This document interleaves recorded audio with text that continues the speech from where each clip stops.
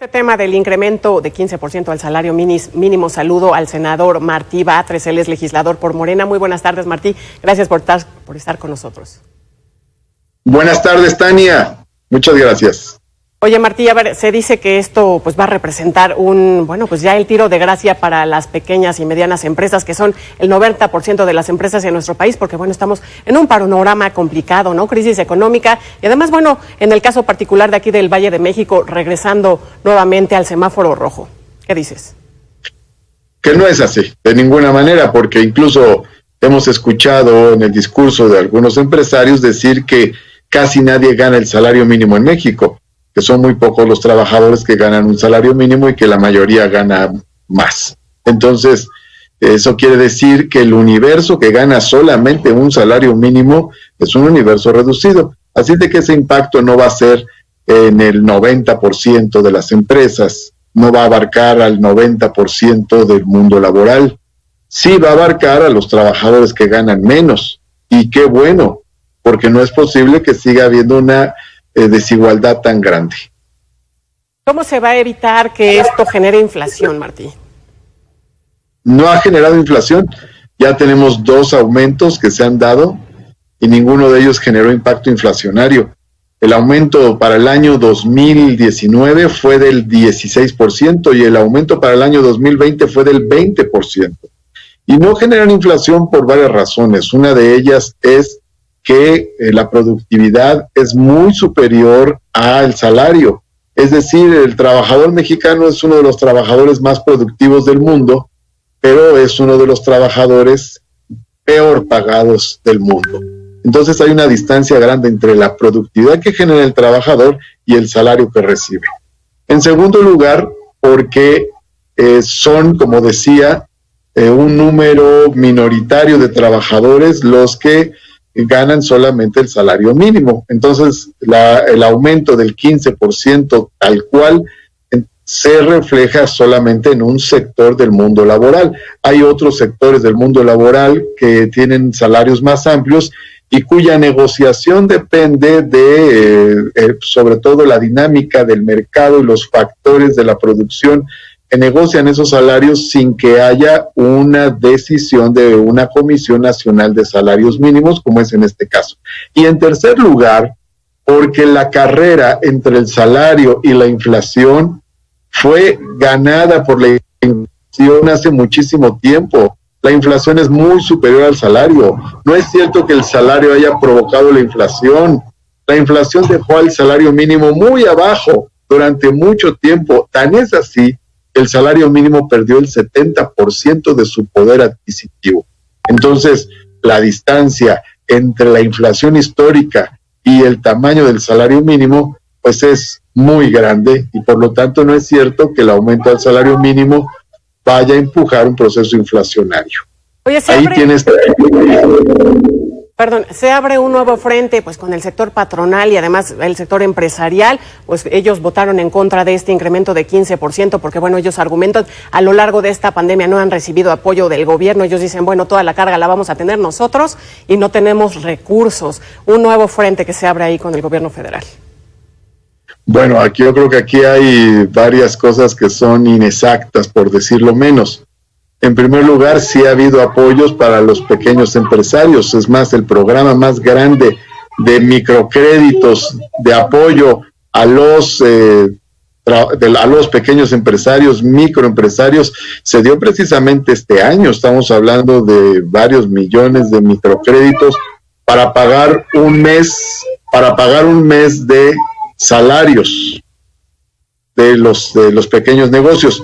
Ahora, y por otra parte, como te decía, pues tampoco es cierto que este aumento del 15% al salario mínimo lo vayan a pagar todos los empresarios. Ya, se les está, nos dices tú, sí ha habido apoyos, pero ellos dicen han sido muy menores, ¿no? A lo mejor para las pequeñas y medianas sí, pero no para la totalidad, ellos dicen pues han sido cositas ahí de nada. Se les manda otra vez a que se rasquen con sus propias uñas, Martí. Bueno, el apoyo del pago de un mes del personal de las micro y pequeñas empresas, pues fue significativo en su momento. Lo sé incluso de manera empírica por la relación que tuve con muchos pequeños negocios en aquellos días. Pero por lo demás, las grandes empresas no pagan salarios mínimos. Y si hay grandes empresas con un gran capital, con una gran infraestructura, están pagando salarios mínimos, bueno, eso ya es inadmisible. Una empresa muy poderosa no tiene justificación alguna para pagar salarios mínimos. No creo que eso esté sucediendo. Entonces, no le encuentro lógica a este discurso de, por cierto, un sector del empresariado, no todo el empresariado. Además, pues también hay que ver la realidad. Hay que ver quiénes son los que están sufriendo más con esta crisis. Y son los trabajadores que ganan menos, los que tienen menos ingresos. Es decir, hay un proceso de empobrecimiento que ha generado la pandemia en el mundo entero y en nuestro país también es afectado por eso. ¿Cómo no vamos a tener un sentido de humanismo, de sensibilidad social básico para ayudar a las familias, para apoyar a las familias de los trabajadores? Son los que están sufriendo más, porque un trabajador no tiene nada, no tienen una empresa, no tiene un local, no tiene una infraestructura, no tiene una industria, no tiene derechos comerciales, nada. Un trabajador solo tiene su fuerza de trabajo y recibe a cambio de ella un salario. Lo mínimo es que el salario que reciba por su esfuerzo cotidiano sea lo más justo posible y alcance para adquirir lo necesario para que viva él y su familia. ¿Cómo se lee, Martí, pues este rechazo a este aumento de 15%, como dices tú, de un sector del empresariado? Bueno, esto no es nuevo. Ya desde hace muchos años ha habido un rechazo de ciertos sectores de la patronal, los más atrasados. Siempre que se establece un nuevo derecho, lo rechazan. Cuando vino el reparto de utilidades, dijeron que eso iba a afectar el empleo y a las empresas. Cuando vino los derechos a la seguridad social de los trabajadores, también dijeron que iba a afectar a las empresas. Siempre todos dicen que va a afectar a las empresas. Ahora que se estableció lo del etiquetado famoso por cuestiones de salud, para señalar en los alimentos el grado de sodio, calorías, grasas de los mismos, también dijeron que les iba a afectar. Es decir, pues a veces hay una renuencia a aceptar un mundo que sea más justo, más equilibrado, más humano. En ciertos sectores del empresariado, repito, no todos. También hay algunos sectores del empresariado que están muy de acuerdo en que aumente el salario mínimo. Y es que si tenemos una visión más amplia, vamos a ver que el aumento del salario beneficia a las empresas, sobre todo a las pequeñas y medianas empresas. ¿Por qué? Porque beneficia a quienes producen para el consumo nacional, a quienes producen para el mercado interno. Las empresas necesitan mercado, necesitan quien les compre, y si no hay capacidad de compra, pues evidentemente el mercado se contrae. Y el aumento al salario mínimo es uno de esos instrumentos para que haya mercado. Entonces, ante este nuevo cierre, hablando de aquí de Ciudad de México y Estado de México, este regreso al semáforo rojo, ¿van a poder las pequeñas y medianas empresas hacer frente a este incremento salarial? Porque dice Coparmex, están en riesgo de cierre 700,000 pequeñas y medianas empresas. Es una cifra muy exagerada, no es así, no están en riesgo de cierre 700,000 empresas y ellos lo saben. Y sí van a poder, porque además este cierre, este semáforo rojo va a coincidir con el periodo que es tradicionalmente vacacional.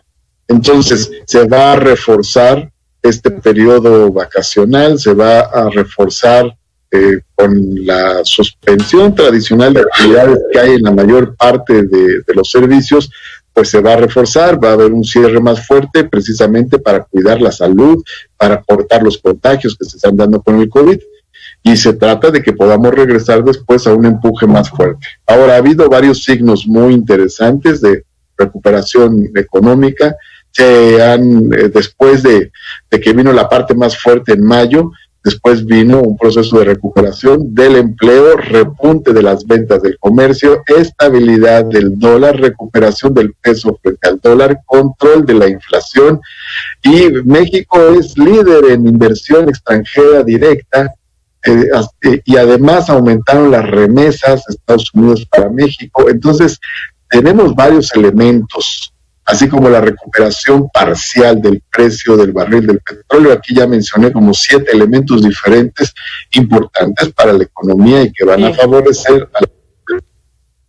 Sí, Martí, además pues se queda ahí en el tintero para el próximo periodo, para el próximo año, este tema del outsourcing, ¿no? Otro temor ahí que también está ahí, este tema, pues que podría echar a la calle, pues varios millones, si no me equivoco, 4 millones de personas inscritas al outsourcing. ¿Cómo se vislumbra que venga este tema, pues en los próximos meses allá en el Congreso? Tampoco va a suceder eso. Seguramente la reforma que se va a ser una reforma equilibrada. Si no se ha hecho esta reforma, que se ha planteado desde hace un año, esta reforma se viene procesando desde hace un año, estaba listo un dictamen en el periodo ordinario de septiembre-diciembre del 2019, no se ha aprobado precisamente para escuchar al sector empresarial. Se le ha escuchado en 3 parlamentos abiertos y se le sigue escuchando. Entonces el tema se aprobará cuando ya esté muy consensado, cuando ya esté muy listo, va a ser muy equilibrado. Se tomará en cuenta la opinión de los patrones, pero también la opinión de los trabajadores. Sin embargo, creo que hay que pensar con una visión distinta, no una visión tercermundista, sino una visión que mire al desarrollo.